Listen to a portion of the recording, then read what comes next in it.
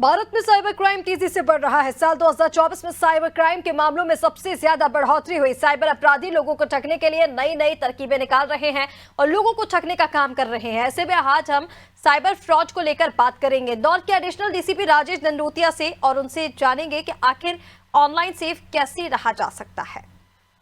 देश में जिस तरह से तकनीकी विकसित हो रही है, उस तरह से तकनीक के साथ में अब अपराधियों के हौसले भी बुलंद हो रहे हैं और इसका सबसे बड़ा कारण है साइबर फ्रॉड।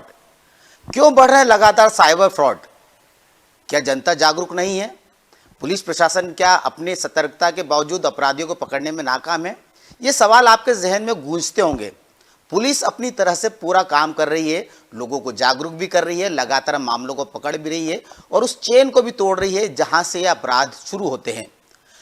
आज हम इस विषय पर चर्चा करेंगे। हमारे साथ में है एडिशनल डीसीपी राजेश दंडोतिया जी। उनके सवाल, हमारे सवाल, उनके जवाब ये बताएंगे आपको कि कैसे हम साइबर फ्रॉड से बचें और कितने तरह के साइबर फ्रॉड होते हैं जिनसे हमें बचना है। साइबर फ्रॉड को लेकर बड़ा गंभीर विषय चल रहा है देश में। प्रधानमंत्री नरेंद्र मोदी मन की बात में इस बात का जिक्र कर चुके हैं। कैसे पुलिस लगातार प्रयास करे और साइबर फ्रॉड के कितने ऐसे मामले और कितनी तरह के ट्रेंड्स हैं? देखिए, अगर हम देखेंगे तो नेशनल लेवल पर, स्टेट लेवल पर और डिस्ट्रिक्ट लेवल पर, हर लेवल पर साइबर क्राइम को कंट्रोल करने के लिए लगातार कार्रवाई चल रही है।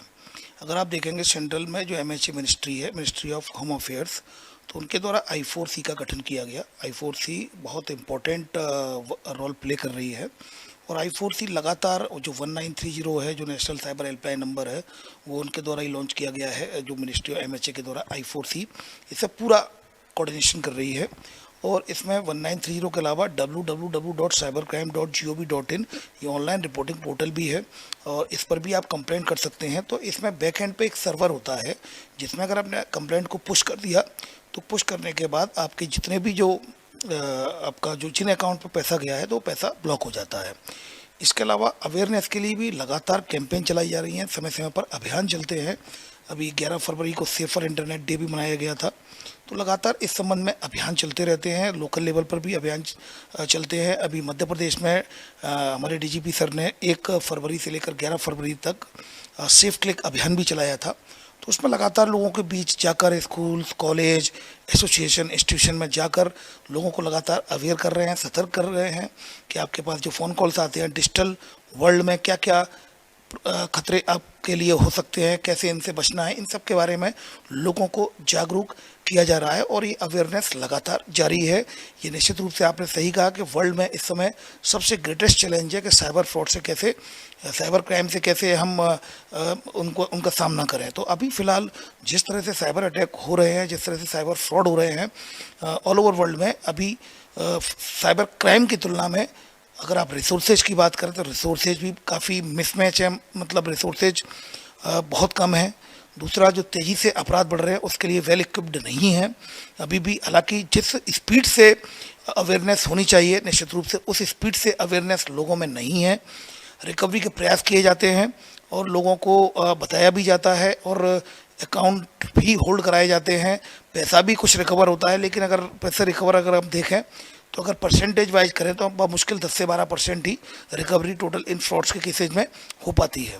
और आजकल जो ट्रेंड देखने को मिला है कि वो पैसा बाइनेंस ऐप के जरिए क्रिप्टो करेंसी के माध्यम से बाहर की स्टेट्स कंट्रीज में, जैसे कि लाओस, कंबोडिया और म्यांमार, जैसे म्यावाड़ी एक जगह है म्यांमार में जो कि उसका एक सेंटर है जो कि बॉर्डर है थाईलैंड का, तो इन जगह पर पैसा ट्रांसफ़र भी हो रहा है। ये साइबर मेजर हॉटस्पॉट जो वर्ल्ड के हैं उसके रूप में ये आइडेंटिफाइड हुए हैं और मेजर हॉटस्पॉट इंडिया में भी आइडेंटिफाइड हुए हैं जो लगभग 40 to 55 है अलग अलग सर्वेस के अनुसार।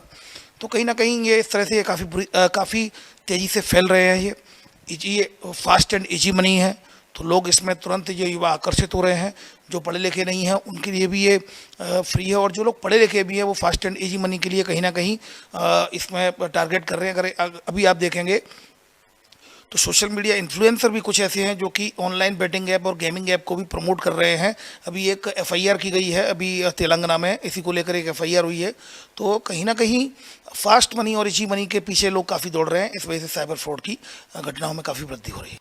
जब पुलिस तक पहुंचने की बात आती तो 2 ऐसे मामले आते जब या तो लोग अपने आप को भयभीत महसूस करते हैं या कहीं ना कहीं इज्जत को लेकर बचते हैं। एक सेक्सटॉर्शन और डिजिटल अरेस्ट, यहाँ पर लोगों की बुद्धि कहीं ना काम नहीं करती, तो कैसे बुद्धि का इस्तेमाल करें और इस समय पुलिस को सही समय पे अप्रोच करें?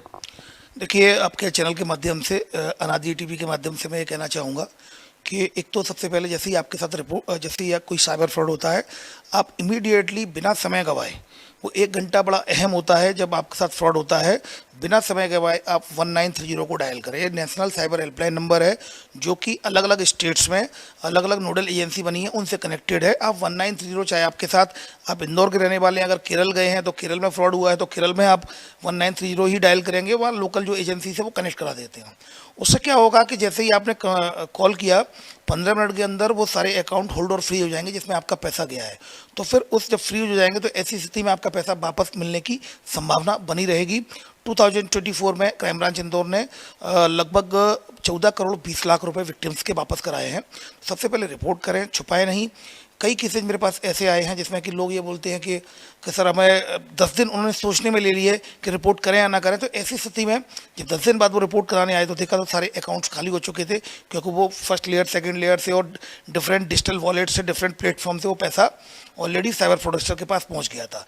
तो आप जल्दी रिपोर्ट करेंगे तो आपने साइबर फ्रॉडस्टर को मौका नहीं दिया कि पूरा पैसा वो निकाल पाए, तो ऐसी स्थिति में आपको पैसा मिलने की संभावना रहेगी। 1930 पे अगर ट्रैफिक ज़्यादा आ रहा है तो आप www.cybercrime.gov.in, ये national cyber crime reporting portal है, आप उसमें कंप्लेंट कर सकते हैं। अगर आप इंदौर के निवासी हैं तो अब इंदौर का क्राइम ब्रांच ने साइबर हेल्पलाइन नंबर जारी किया है 7049124445, आप उसमें कंप्लेंट लिखा सकते हैं। इसके अलावा महिलाओं को कोई अननोन कॉल से परेशान कर रहा है तो नीचे वी केयर फॉर यू है, उसका नंबर है 7049124444, तो आप उसमें भी अपनी कंप्लेंट रजिस्टर करा सकते हैं। अगर कोई आपकी फेक प्रोफाइल बनाकर, फेक आईडी बनाकर आपको ब्लैकमेल कर रहा है, फोटो अश्लील कंटेंट को आपको फेक प्रोफाइल से आपको डिफेम करने की कोशिश कर रहा है, तो ऐसी स्थिति में आप वी केयर फॉर यू में आके भी अपनी कंप्लेंट रजिस्टर करा सकते हैं।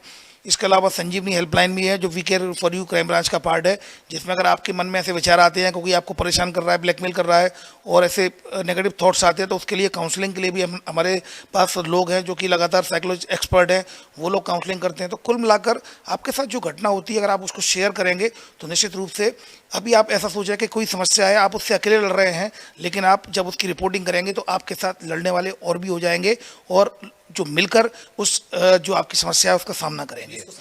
पुलिस को अपना साथी बनाना होगा, घबराना नहीं है। अगर आपको लगता है कि अगर मैं रिपोर्ट करूंगा या करूंगी तो मीडिया में आ जाएगा, अगर आपको ऐसा लगता है सेंसिटिव मैटर है तो वैसे भी हम मीडिया में नहीं देते, और मीडिया की भी अपनी रेस्पॉन्सिबिलिटी होती है। और कानून ने भी लगातार ये स्पष्ट किया गया है कि जो महिला है उसके साथ अगर होता है उसका नाम नहीं ओपन करना है, और कोई भी इस तरह की घटना तो हम कभी नहीं करते हैं।